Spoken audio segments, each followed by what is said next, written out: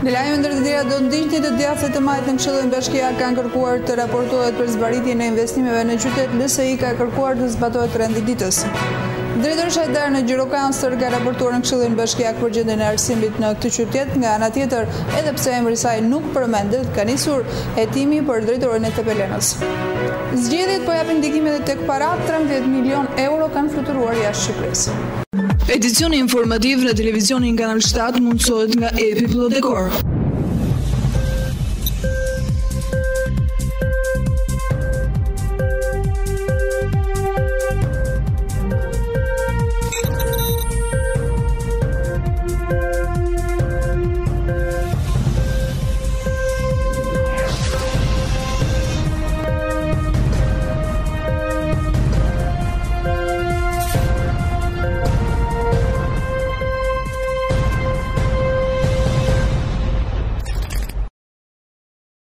Përshëndetje nderuar shikues të ekranit televizionit Kanal 7, unë jam përgjithësisht me informacionet të përgatitura për këtë edicion informativ. Të djathtë të majtë në Këshillin Bashkiak të Bashkisë Gjirokastër ka kërkuar të raportohet për zbaritjen e investimeve në qytet, ndërsa LSI ka kërkuar zbatimin e rendit të ditës. Të djathtë të majtë kanë kërkuar dhe një herë që Bashkia të raportojë përpara Këshillit Bashkiak për investimet që po zvariten në qytet. Si radhëherë të gjithë këshilltarët përveç këshilltarëve të LSI-s kanë qenë të një mendimi duke kërkuar dhe të shtyhet mbledhja. Në fakt asnjë nuk ka qenë kundër aprovimit të rendit të ditës, pasi si thot vet ata, askush nuk kërkon të bllokojnë ndihmën ekonomike apo titujt e nderit personat që e meritojnë.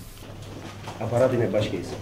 Radhën e parë ne kemi vendosur që në rendin e ditës kemi qenë gjithë të tre grupe plotësisht dakord që ne të marrim në analizë investimet, kryesisht fillimin, mbarimin e punimeve dhe çfarë është bërë në Bashkinë e Gjirokastër. Aktualisht rendi i ditës ne ka ardhur sigur të ishim madho bashkime profesionale për dhënë dekorata apo dhënë. Neve nuk bile ne mund marrim me mendim për të miratuar ndihmën ekonomike ta kenë lejen me pash, sepse asnjë nga grupet nuk ka kundërshtuar ndihmën ekonomike. Ne për të mbledhur për dy gjëra, për ndihmën ekonomike e një dhe për dhënë dekorat dy kur qyteti ka problematik e tjera e tjera. Ju e dini fort mirë, kam thënë 10 herë. Në datën 31 dhjetor do të mbaronte rruga. Aktualisht nuk ka mbaruar. Cilësia e punimeve është për tokë. Nga krahu tjetër, qyteti domethënë vërtet janë hedhur lek dhe është bërë mirë. Por bashkia s'ka pse bëhet ortake me firmat ndërtuese. Sos që vjen Gjirokastër, marrin punë, vjen punëtorë nga çdo qefi, është e drejtë e tyre, amane tolerancën në drejtim të grafikut dhe të afatit punimeve nuk duhet të ekzistojë. Prandaj kjo është përgjegjësia juaj, si kryetar, u s'kam punë me aparatin e bashkisë, s'ke të drejtë të firmosësh rendin e ditës pa u vënë ato që vendosim radhën e parë. Miratojmë dhe atë dekoratën dhe rritjen e pagave dhe probleme tjetër të lihet në një afat sa më të shkurtër, nesër apo pas nesër apo për 5 ditë maksimumi të bëhet mbledhje dhe ne duam informacion saktë çfarë bëhet me investimet në Gjirokastër. Që nga Asim Zeneli, që ai tjetër ka marrë lekët nga fondi i zhvillimit, është dorëzuar se është dorëzuar objekti.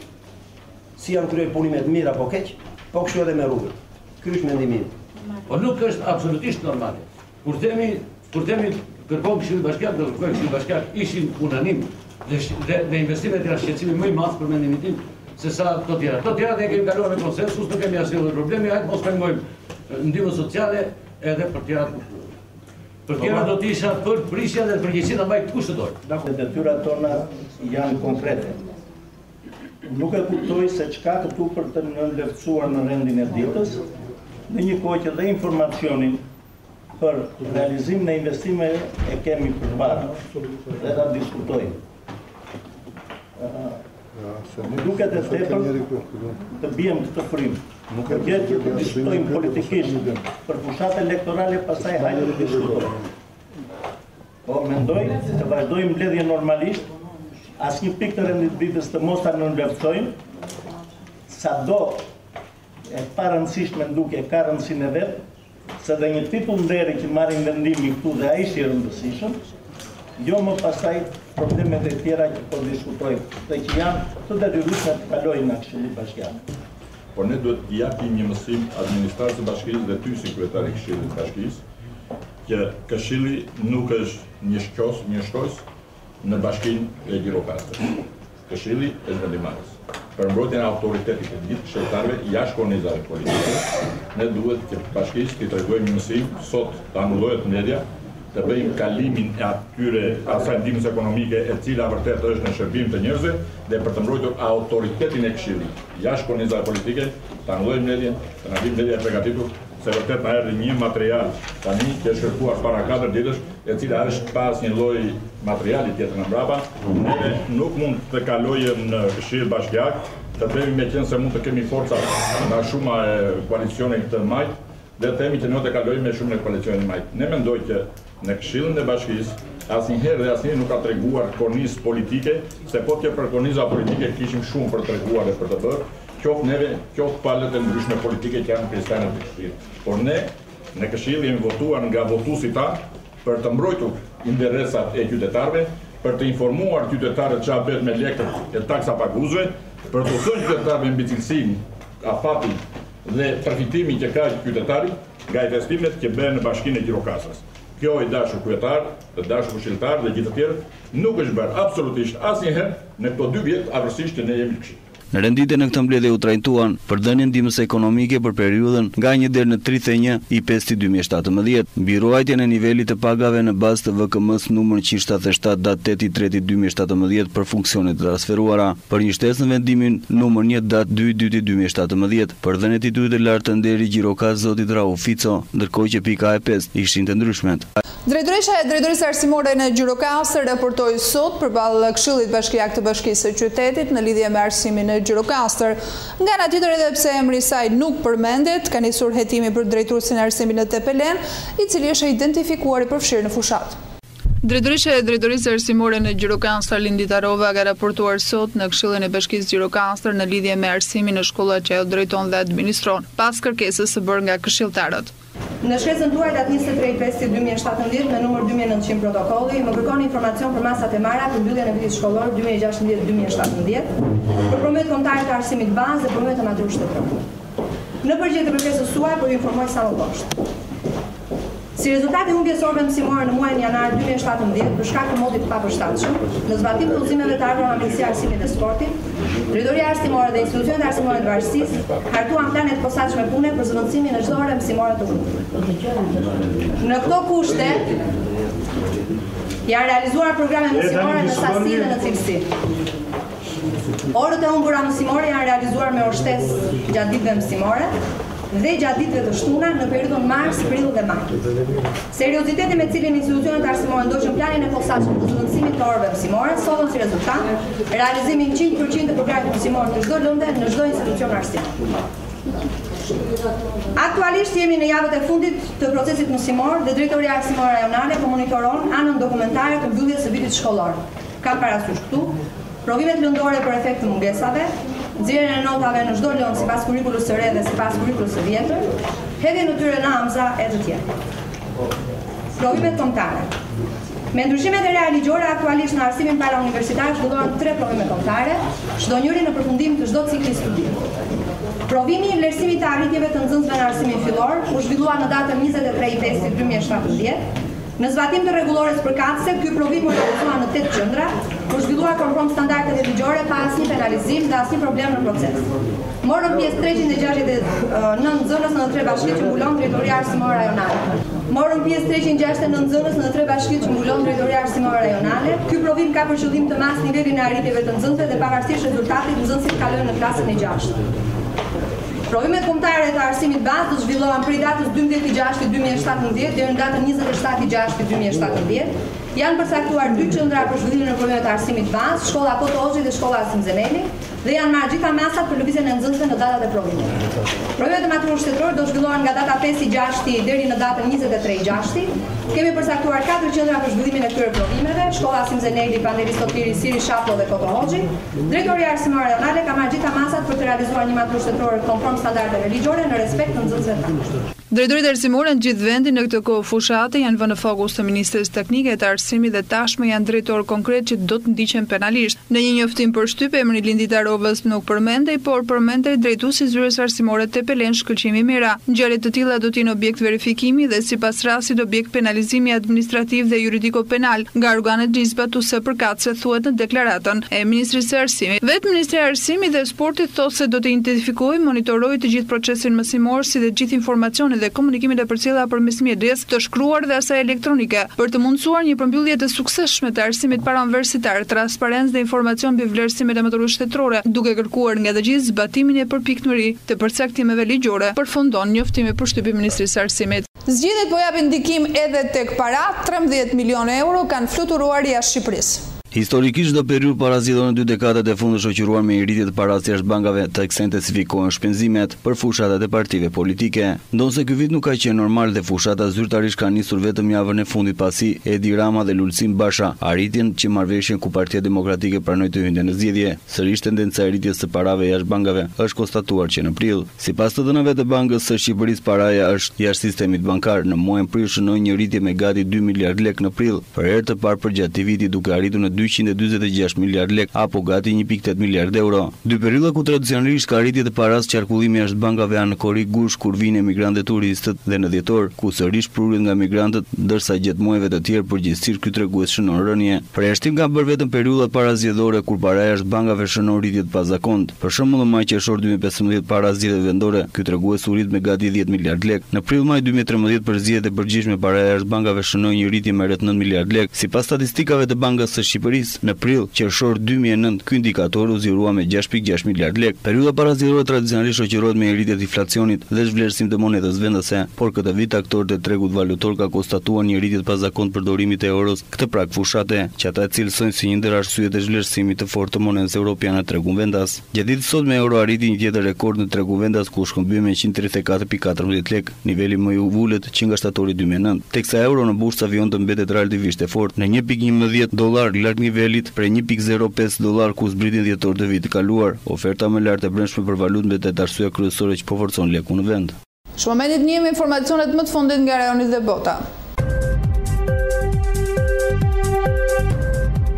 Një shpërthim i fuqishëm ka tronditur kryeqytetin afgan Kabul. Sipas raportit të para, një autobom në sheshin Zambaj ka shkaktuar 9 viktima. Aq e madhe ishte forca e shpërthimit, sa ka dëmtuar dhe banesat e ndodhura qindra metra larg. Zyrtarët afgan flasin për 84 të plagosur, po pret që bilanci të rëndohet akoma më shumë. Ngjarja ndodhi pranë ambasadave të huaja, sidomos asaj gjermane dhe pallatit presidencial. Korrespondentëve në ngjarje flasin për skena kaotike, më shumë të plagosur dhe njerëz që dërgohen në spital. Zona e shpërthimit është rrethuar aktualisht nga forcat shumta policore. Në fillim të muajit të civil humbën jetën nga sulmet kamikaze ndaj një karvani të NATO-s, në kohë kur ky i fundi po kalonte pranë ambasadës së Shtetit Bashkuara. Përgjegjësinë e mori atëherë përsëri Shteti Islamik, po për episodin e fundit të dhunës, deri tani nuk ka bërë përpara asnjë grup.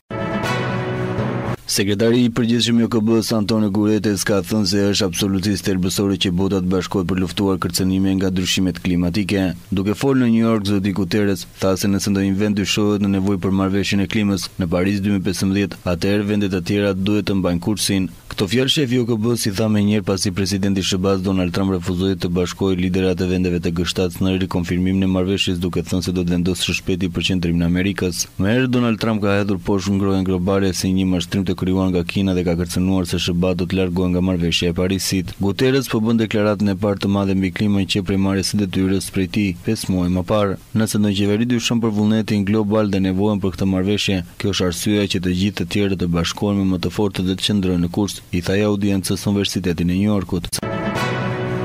Plot 14 persona kanë humbur jetën pas tujia më vdekje purse në vitet të tëra goditi Moskën dhe zonat përreth. Zyrtarët konfirmuan se 11 vet kishin humbur jetën në Moskë dhe 3 të tjerë rreth saj. Një nga viktimat sipas Ministrisë së Shëndetësisë është minoren. Agjencia e lajmeve TASS raporton se 168 vet janë trajtuar në spital, ndërsa 146 të tjerë janë shtruar me lëndime të ndryshme. Sipas agjencisë, 22 prej atyre që mbeten në spital janë fëmijë, ndërkohë lëndimet variojnë nga djegje deri te çarjet apo lëndime në shtyllën kurrizore. Studia ndërkohë ka shkulur nga rënjët rreth 3500 pemë. Kryebashkiaku Moskës tha se familjet e viktimat do të marrin 1 milion rubla, secila është shumë, kjo barabar me $17.760 amerikan. Agjencia e lajmeve TASS tha se studia kishte prekur transportin në 20 rrugë kryeqytetin rus dhe bëri më shumë se 50 fluturime të vonshme në aeroportet lokale. Përveç se pemëve të shkuluara nga rënjët, erat e forta kanë dëmtuar dhe disa banesa. Edhe rajoni rreth Moskës ka pasur dëme të ngjashme me mijëra pemë të shkulura, qindra makina dëmtuara dhe dhjetra shtëpitë e ndërtesa të tjera dëmtuar. Hera e fundit që Moska ka parë një uragan fatal ka qenë viti 1998, kur rreth 11 persona humbën jetën. Presidenti amerikan Donald Trump ka rilançuar nëpërmjet Twitterit kritika ndaj Berlinit të shqiptuara më parë prej tij pas samitit të NATO-s. Kemi deficit tregtar të jashtëzakonshëm me Gjermaninë, por më tepër ata paguajnë shumë më pak nga ç'duhet të paguajnë për NATO-n. Shumë keq për Shtetet e Bashkuara. Kjo do të ndryshojë, ka shkruar Trump në Twitter. Në samitin në vigjilje të G7-s ai kishte nënvizuar se 23 nga 28 vendet e aleancës nuk shpenzonin sa duhet për mbrojtjen. Gjermanët janë të këqij, shumë të këqij, kishte thënë Trump në përfundimin e samitit të NATO-s në Bruksel, duke saksuar se në një moment të dytë ky gjykim kishte të bënte me shkëmbime tregtare. Që raportet mes SBA-ve dhe Gjermanisë nuk janë ndër më të mirat, kjo ishte kuptuar kur vetë kancelarja Merkel kishte thënë se nuk mund të mbështesin më të Shtetet e Bashkuara. Pasi deklaron këtë fillimisht në një tubim të partisë së saj, kancelarja përsëri të njëjtën deklaratë të marrë në një konferencë të përbashkët për shtyp me kryeministin indian Narendra Modi. Marrëdhëniet me SBA-n janë të rëndësishme kapitale, por Europa duhet të marrë fatin e saj në duart, tha ajo. Një ditë më parë ministri i jashtëm akuzoi Trumpin se po do pësonte perëndim dhe se ishte ngritur kundër interesat BE-s, ndërkohë që tani udhëheqësi socialdemokratë kandidat për kancelar Martin Schulz thotë se Trump po shkarton vlerët e perëndimit. Trump është kundërtari i të gjitha vlerat perëndim në një mënyrë që ne kur nuk e kemi përjetuar më parë, një strategji shkatërrimi të vlerave europiane, tolerancë, respekt dhe bashkëpunim mes vendeve. Duhet të ngrihemi përballë njeriu të tillë në këtë ideologji, riarmëtimi, tha Schulz. Kryeministi italian Paolo Gentiloni rikonfirmoi në një takim me kryeministin kanadez Justin Trudeau se është në sintoni me Berlinin pavarësisht se lidhja transatlantike, lidhja me SBA-t është shumë e rëndësishme, por kjo duhet bazohet në parimet themelore si angazhimi, detyrimet klimatike dhe tregtia e lirë. Përpara se të shohim zhvillimet nga fushata, ndjekim bashkë parashikimin e motit.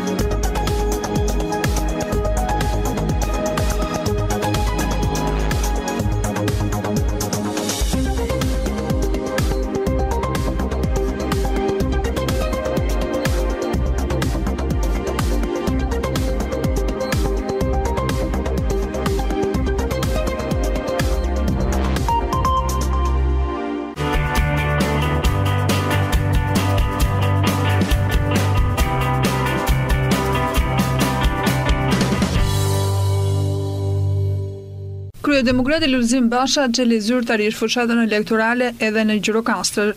Shqipërinë e ka mbushur cep me drogë, ndoshta përjashtë i bën vetëm Lazarati, tha Basha në takimin e xhelit së fushatës në qytetin e Gurdë, ku sulmi i Kryedemokratit nuk ishte Partia Socialiste. Sikur më parë nga Gjirokastra, ai sulmoi jashtë për Lëvizjen Socialiste për Integrim, kemi parti që e dyni fare mirë se e ka kthyer tesrën e vet në trisk buke për qindra qytetar. Tani është koha t'ju bëjmë thirrje gjirokastritëve që janë skllavëruar me tesrat e LSI-s dhe partive të tjera të pazarit të vjetër, që t'u hedhin në fytyrë më 25 qershor. Ky është një rast tjetër që Lulzim Basha të mohoi indirekt zërat kritik që flasin për një bashkëqeverisje me kundërshtarat aktual pas zgjedhjeve. Ju garantoj se Partia Demokratike nuk do të pranojë asnjë pazar me ta, e janë të japin fund pazarit të ndyrë më 25 qershor, tha Basha. Por tani është koha t'i bëjmë thirrje çdo qytetari dhe qytetare, vëllezërve dhe motrave tonë gjirokastrit dhe anëban Shqipërisë, që janë skllavëruar me tesrat e LSI-s dhe partive tjera të pazarit vjetër. Hidhju e në fytyrë me 25 qershor. Nuk ka teni më negoj me 25 qershor. Me 25 qershor. Ata do t'jenë një e mirë jashtë pazarit, jashtë tepsisë. Republika e tjetër të shëndet.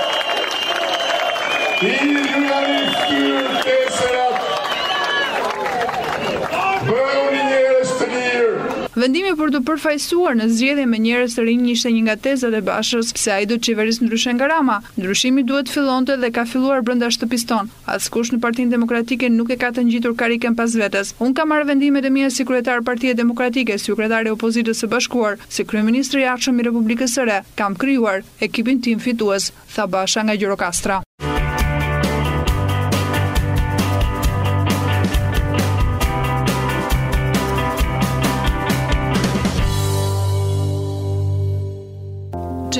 Gjirokastër.com Dritarja juaj e informacionit, vetëm në një faqe. Showbiz, sport, kultur, lajme politike, ekonomi, koncept i ri në gjithçka, ndryshe nga të tjerët. Gjithçka në një të vetme. Dritarja juaj e informacionit në çdo hap, kudo që të ndodheni. Gjirokastër.com dhe jemi gjithmonë më pranë. Përfundon këtu edicioni informativ në televizionin Kanal 7, ju lënë shoqërinë e programeve dhe jemi bashkë.